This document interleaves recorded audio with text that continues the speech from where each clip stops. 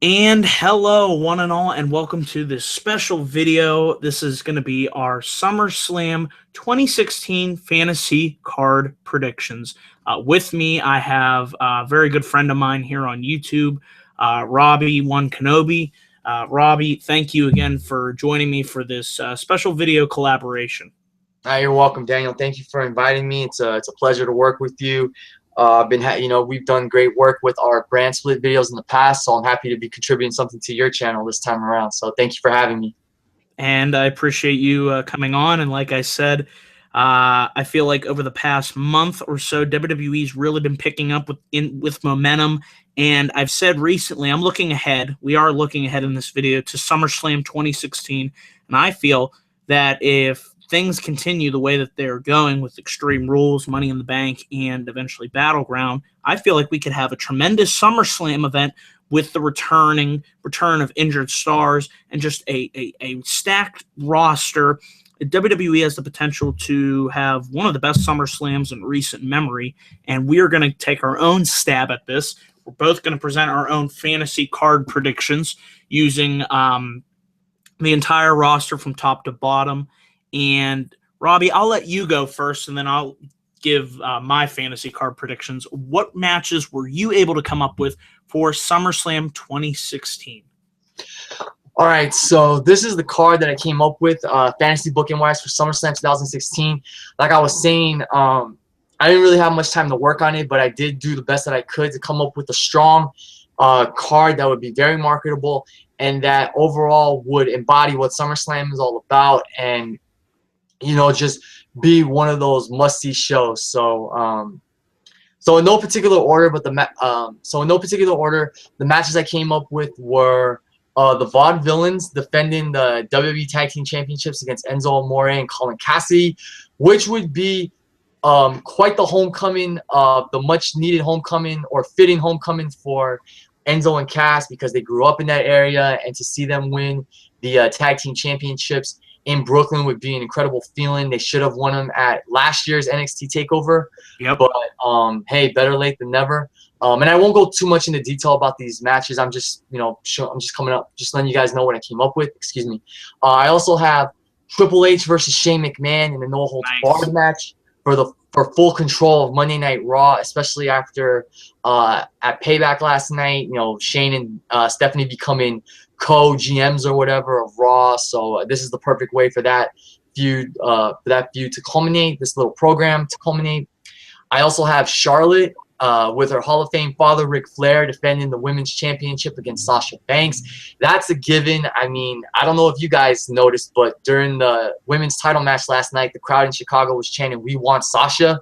And they knew that. Yeah, I don't mean to interrupt. I kind of do. Sorry. Yeah. But they knew that was going to happen because they showed Sasha Banks before that match. So they set that whole scenario up for the crowd to chant for that. Just wanted to point that out. It's like, Sasha versus Charlotte is an obvious match that we need at SummerSlam. I also have Sami Zayn versus Kevin Owens in an I Quit match. Ooh, and I was debating. Thank you. I was debating between Last Man Standing and I Quit, but I feel like if Sami Zayn was to go over in this match, I feel like I Quit would be the perfect scenario. Although if he was to go over in Last Man Standing, he'd probably do some kind of crazy ass stunt to like some kind of crazy table spot to put him in Kevin Owens through, and but when I was thinking I Quit, I think it would be emphatic if Kevin Owens said those words, "I quit." What a win that would be for Sami Zayn after all the torment he's had. This relationship, friendship that was torn apart. Him and Kevin Owens. I think I Quit would be perfect for this feud. Especially if this would be the final match, or if they were to go on a Hell in a Cell. But I think for a stage as big as SummerSlam, I Quit is perfect. This next match, I actually got the inspiration from my friend Charles, aka WWE TNA 1152. And it would be Kalisto defending the United States Championship against Baron Corbin. Nice. I also have The Miz with Maryse defending the Intercontinental Championship against Apollo Crews. I think if Apollo Crews was to have a big breakout moment on the main roster, this would be it to win the Intercontinental Championship at SummerSlam. In the same place where he made his NXT debut. That's So true. That's true. that would be cool to see Apollo as Intercontinental Champion. And then if you include Triple H and Shane, these other 3 matches would be part of my quadruple main event, I guess. First up, Brock Lesnar versus Cesaro. Yes. Awesome. That would be tremendous. After that, John Cena versus AJ Styles. Nice. And my main event would be Roman Reigns, not a bad guy, not a good guy, but the guy. Ooh.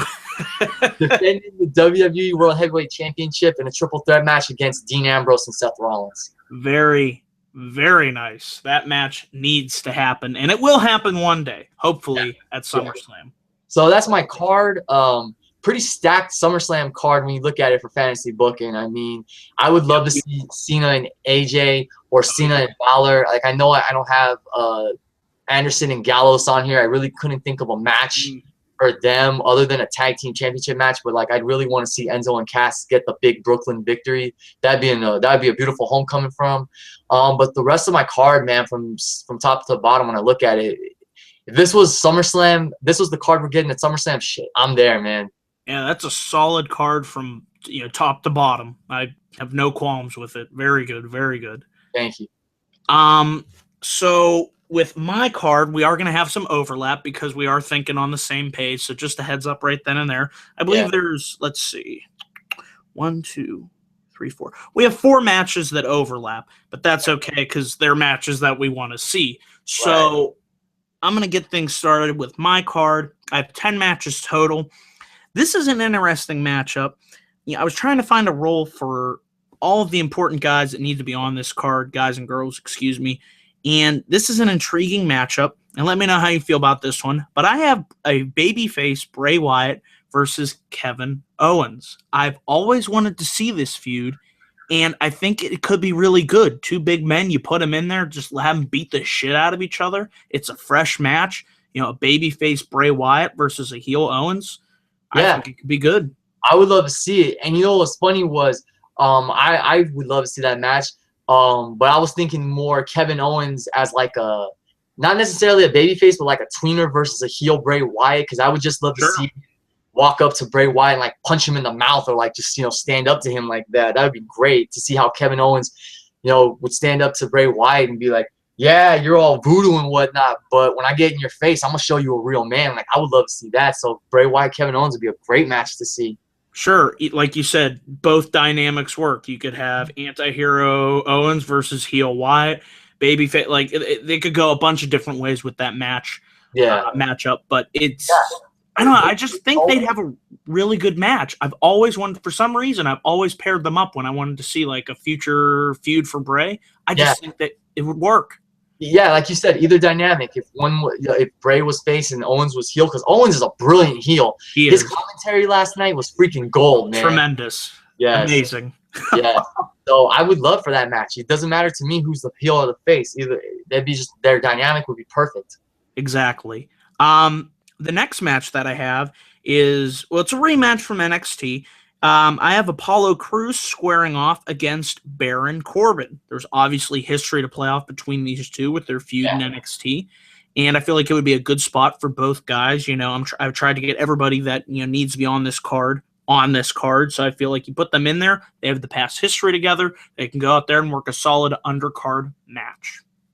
Yeah, their match at London. I don't know what it was about that match at London, but it was it was okay. It was the weakest match on the card, but it wasn't necessarily the worst match. It was just a decent match, but I would love, this time around, with Corbin going around beating the shit out of people just because he wants to, telling, like what he did to Dolph Ziggler when he first got on the main roster.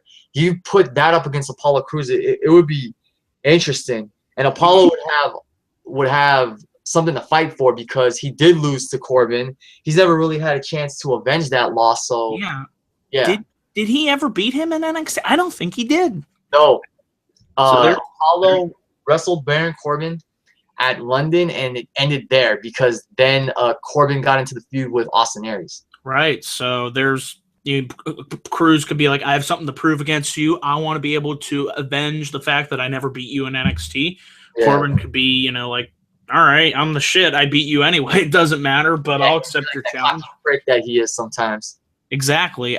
So yeah, I think it would be a good match between two guys from NXT that deserve to be on this card.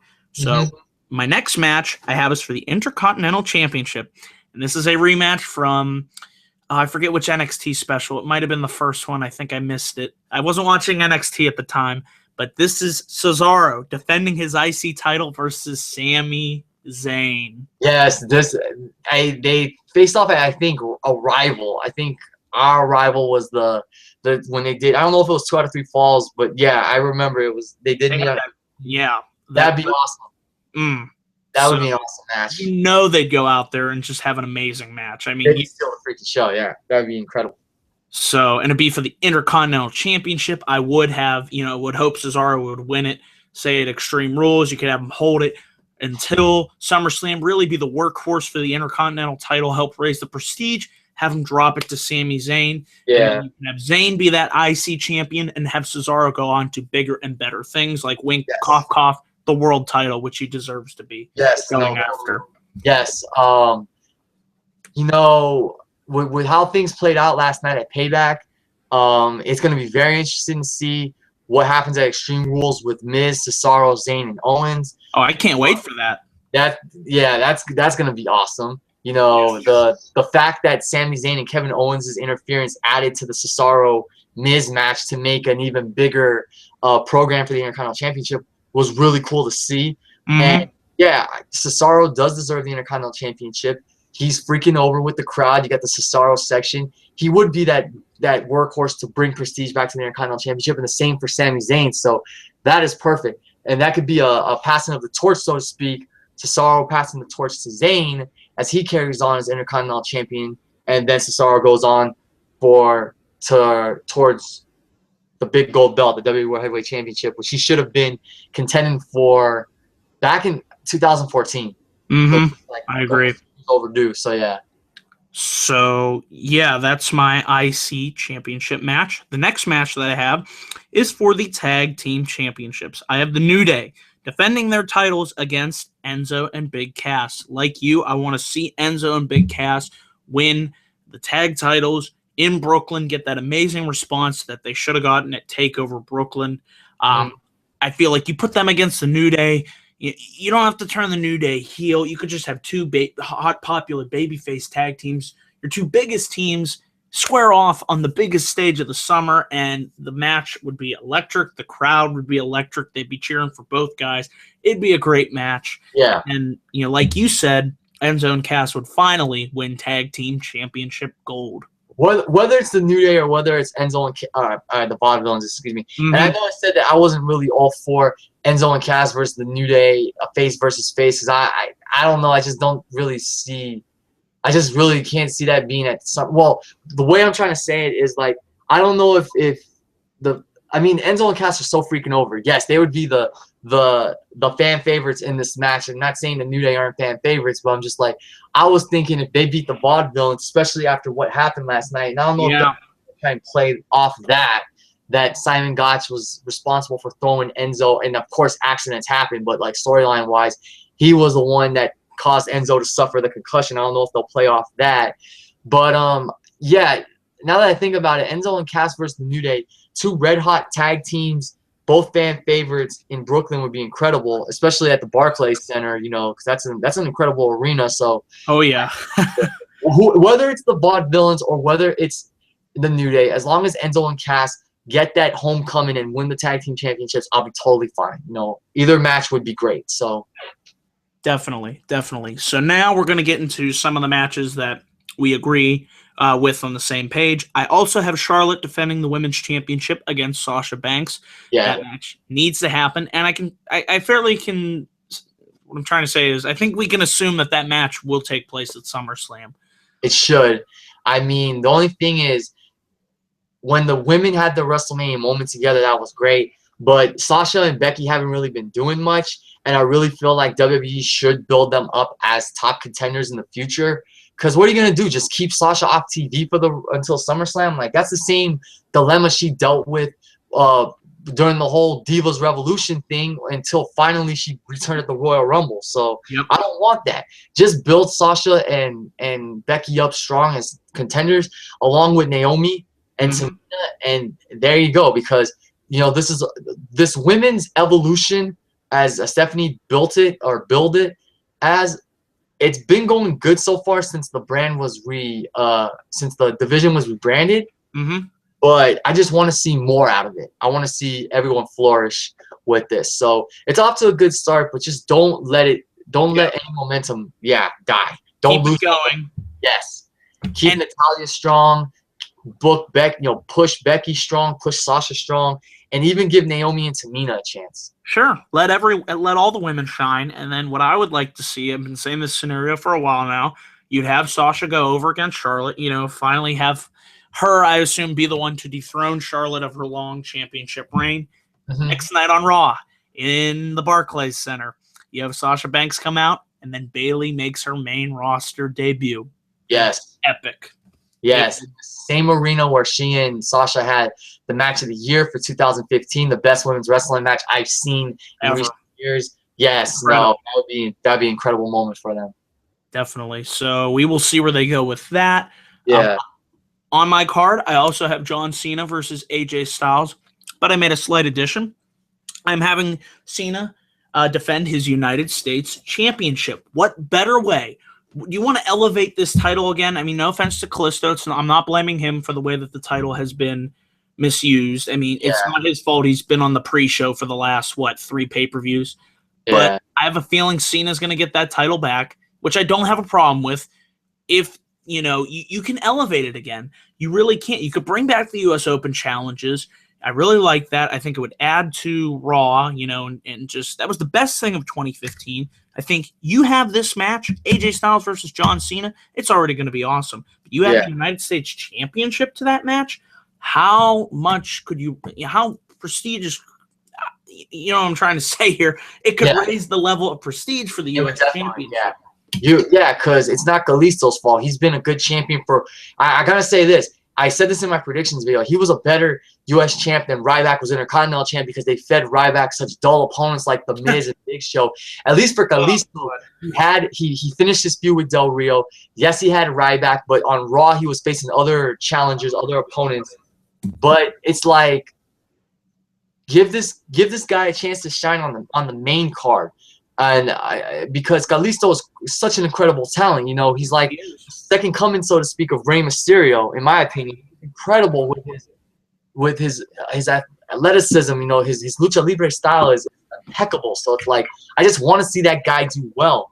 Could he be world champion? Maybe. But I wouldn't say no.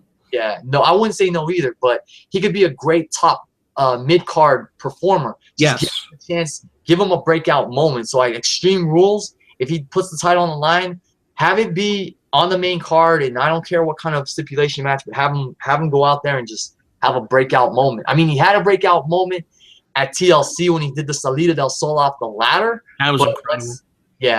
Let's keep it going. Just give this guy just keep giving this guy the opportunities he deserves. Yeah, because him and Ryback went out there, and I thought they had a pretty solid match. I did too. Last night at Payback. So it should have been on the main card, but that's a side issue. But Cena and Styles that's $1 million match right there with the United States Championship on the line. Cena was the best thing about the United States Championship when he won it. Just how he was that workhorse champion. Exactly. So you want to, if they want to, raise the prestige of the U.S. If they, I feel like that would be a great way to do it. Moving on, I have this match that I've been waiting a long, long, long time to see since this man returned in 2012. I want to see Brock Lesnar versus Randy Orton in a no disqualification match. Yeah, Brock and Randy had a match early on in their careers, but they haven't had a match since their evolutions in recent years. Brock doing his MMA thing, becoming the Beast Incarnate, the Conqueror, Orton becoming the Viper, the Apex Predator. I would love to see it because it'd be a different match compared to when they had many years ago back in 2002. I thought they would have done it maybe at WrestleMania 32 until Orton got injured. I was also looking at Bray Wyatt versus Randy Orton, but no, I would love to see Brock Lesnar versus Randy Orton just because Brock needs some fresher matchups. And I think Orton is great because Orton they haven't met since Brock's return, and I can only imagine they teased it. Remember back in 2014 when Orton was champion? Yeah, it looked like Lesnar was going to go. Remember, he was supposed to go after the title. He wanted his championship match, and that never happened. Yeah, but I think a no disqualification match between Brock and Orton is perfect. Definitely. That's the perfect kind of match for those guys because they can just tear each other apart. Exactly, and go outside the realms of the ring and tear shit up. I mean, you would just want to see these guys beat the shit out of each other. So you give them that new DQ stipulation to push the edge. It would be perfect, and it would be a great match. I know it would. I want to see either an RKO or an F5 through the announce table. Oh, man. I could just imagine. There would be a ton of great spots in this match. Yeah. Now, getting into my final two top matches, they are, like I said, repeats of what you said, but we're thinking on the same page here. I also have Shane McMahon versus Triple H. Like you said, if Shane wins, he would get control of Raw, and the authority would be gone. Triple H wins, the authority gets Raw. So I feel like this would be the culmination of what Shane should have done at WrestleMania 32. This should have been the match that we should have had it right. It made no sense, I'm sorry, to have Shane versus The Undertaker when Triple H was really the one that pushed Shane out in a way. He married into the family. You could bring all this up. It would make for a deep, intense, personal feud, and it just makes sense, Shane versus Triple H, because that's what I thought that they should have done. When they said Shane and Taker, I'm like, but no. I mean, I know Triple H was champion, but it should have happened at Mania. I'd like to see it happen at SummerSlam, and I think we're going to get there. Somehow, some way, I feel like what we saw last night at Payback will lead us to that road. Yeah. The thing I forgot to mention in my booking was for Triple H and Shane, there'd be a stipulation where the other stipulation would be if Shane loses, he's done. He can never return to WWE again. He's not going to get Raw. He's not going to get to host Raw for one more night like he did the night after WrestleMania. If he loses, he's done. That's it. He's never seen in the company again. So that would really add to the mystique of the match, and that would really leave you wondering, well, is Shane going to win or is he going to lose? Like, could this be the last time we see him? So I'd make it really more interesting. And yeah, I mean, when they said if Taker lost, it would be his last match at WrestleMania, I started thinking, well, what if that's just WrestleMania, right? What if he wants to do SummerSlam? So I don't want to say it was predictable, but with this one, it would be a little more like, oh my God, what happens if Shane loses? Is Shane? Yeah. You put it all on the line. Mm-hmm. So, and this is all on the line to give us the new era of wrestling that we have, the new era, like they keep talking about. We need to get rid of the freaking authority. I'm sick of it being, no offense to Shane, I'm sick of it just in general being all about the McMahons, how they take up 20 minutes every week. Last night at Payback, that segment dragged. They were chanting boring at Stephanie. I mean, I just want it to be about the wrestlers and their issues. I don't need it to be about a McMahon soap opera circle jerk fest. It was like the NWO when the NWO went on for like 4 years or something. And I love the NWO during its original run. But yeah, the authority needs to die. Please. Good. I'm sick of it. I can't take one more 20-minute promo. I swear. You're probably going to get one tonight on Raw. I swear. Oh, man. It's frustrating. Yeah. It just makes it boring and predictable and same old shit. But we'll see. We'll see. But yeah, that's a match that I don't know. I think we will get it. But it was just weird how they didn't really mention Triple H last night. I mean, they kind of did, but he wasn't there. Yeah.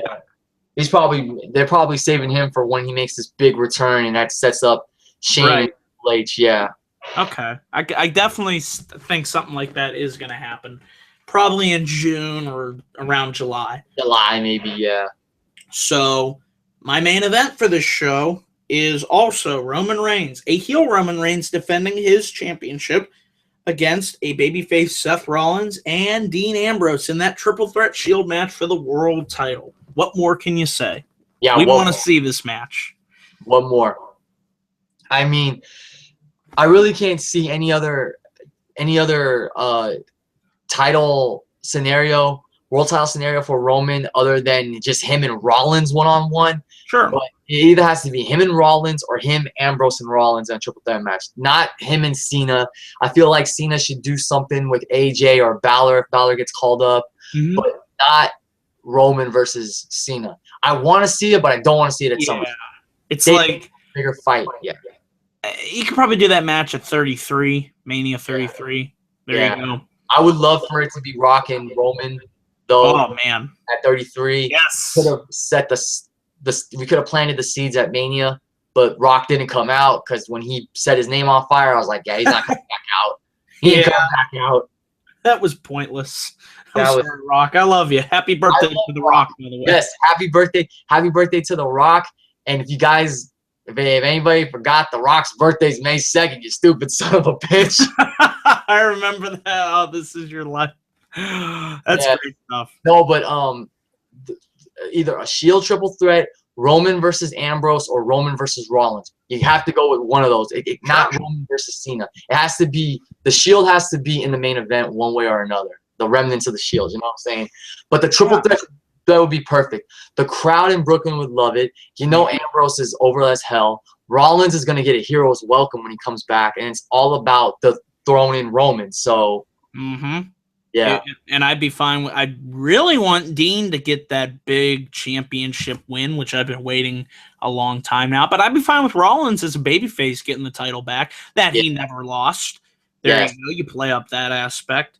There's a lot of different ways they can go, and we'll see Rollins soon. I know he's shooting a movie, so I don't know. Maybe June we'll see him back. June or July, yeah.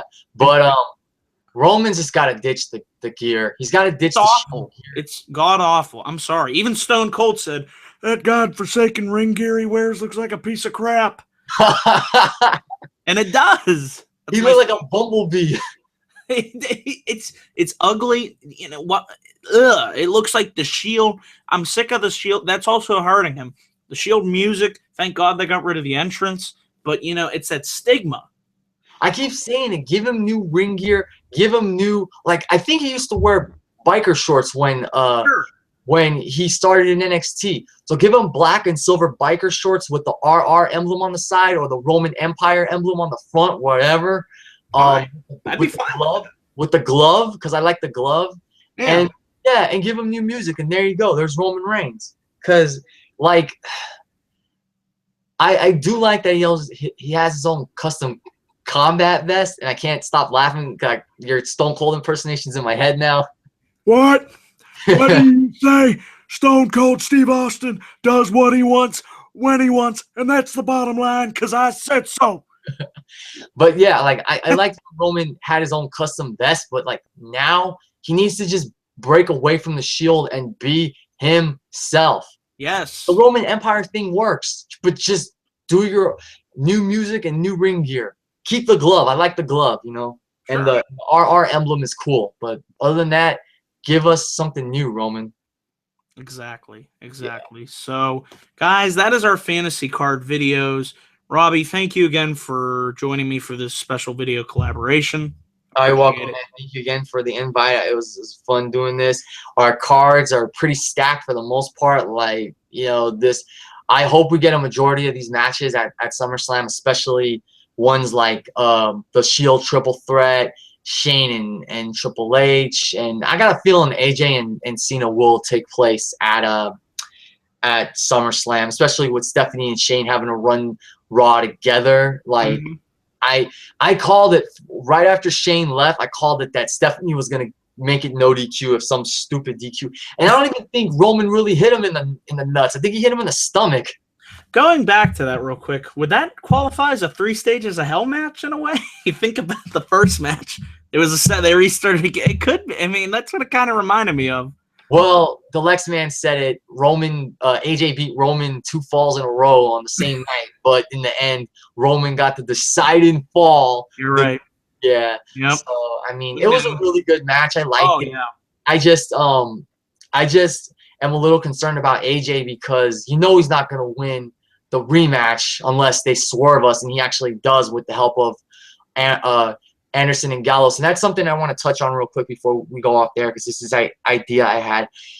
With the ongoing feud between the Usos and Carl Anderson and Luke Gallows, what I would have liked to have seen, or what I would like to see at Extreme Rules, this would be different, is Roman Reigns and the Usos versus AJ Styles, Carl Anderson, and Luke Gallows in a 6-man tag team match where the winner becomes the champion. Ooh, like, is that a scramble then? No. A 6-man tag team match. Okay. Have it to where Anderson and Gallows are going to do everything they can to ensure that Roman loses and that AJ wins the title.